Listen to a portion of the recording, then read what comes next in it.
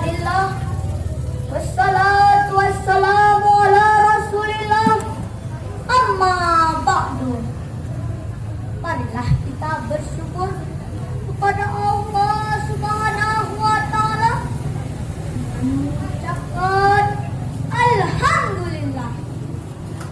Juga tidak pernah kita melupakan salawat dan salam kepada ruh junjungan alam, yakni Nabi besar Muhammad sallallahu alaihi wasallam.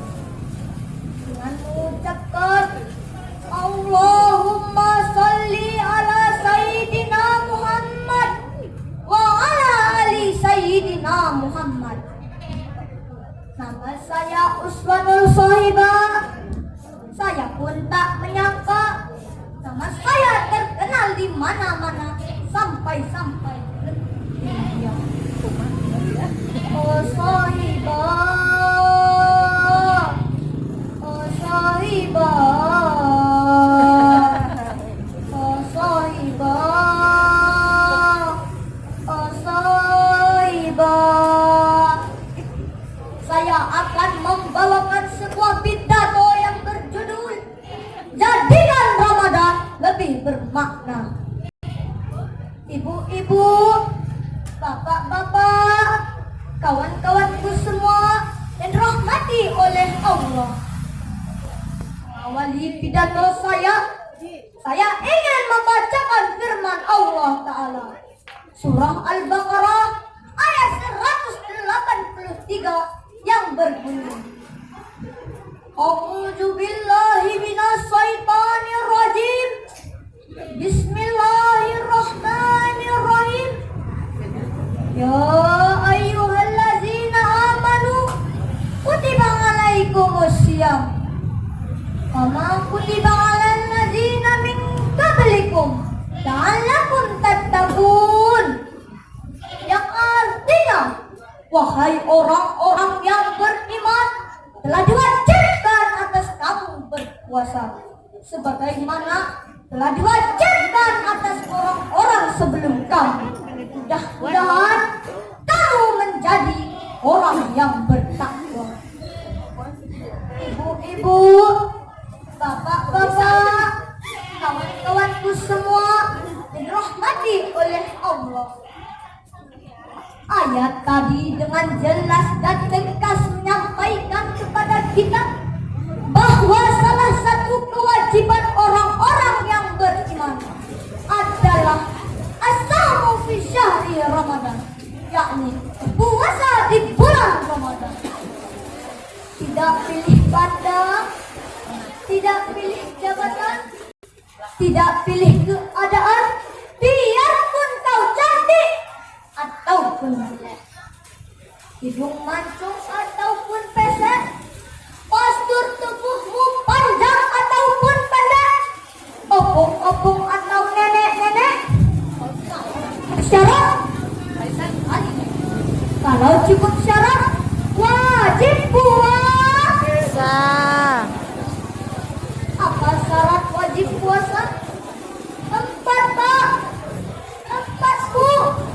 Islam, balik, prakar, puasa atas puasa. Nah, agar Ramadan lebih bermakna, mari kita jadikan Ramadan sebagai ladang amal. Baca Quran, sholat tarawih, sedekah, dan lain-lain, termasuk dalam hal profesi duniawi. Jangan pernah kita jadikan bulan Ramadan sebagai bulan pemalas.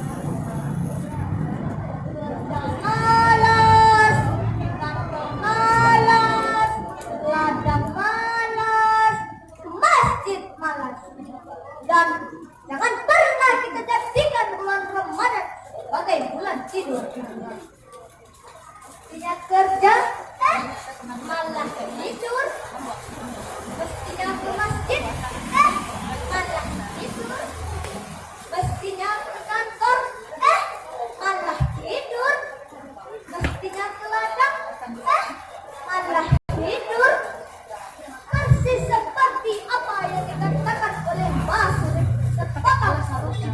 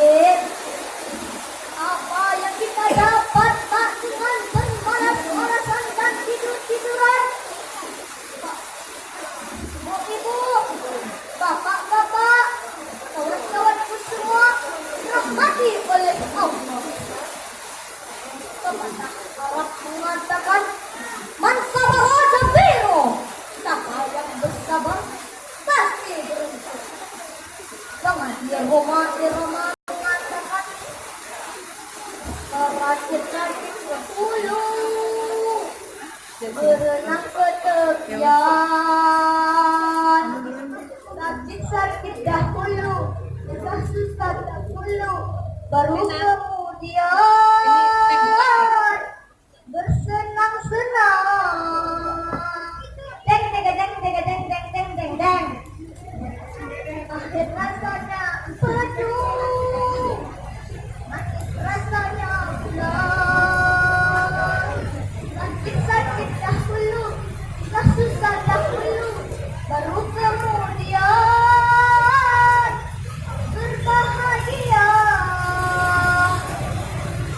Maknanya apa, Pak?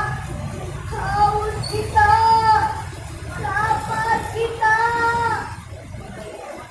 kita, ngantuk kita akan dibalas dengan surganya Allah Subhanahu wa Ta'ala.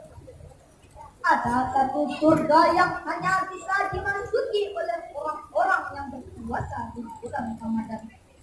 Namanya Ar-Rayyan. Masya Allah. Apa bapak-bapak, ibu-ibu, kawan-kawanku semua mau masuk surga Ar-Rayyan? Mau. Tapi tidak mungkin kita dapat kesempatan kalau kita tidak kerja. Tidak mungkin kita dapat surga Ar-Rayyan kalau kita tidak puasa. Betul. Betul. Saya ulangi.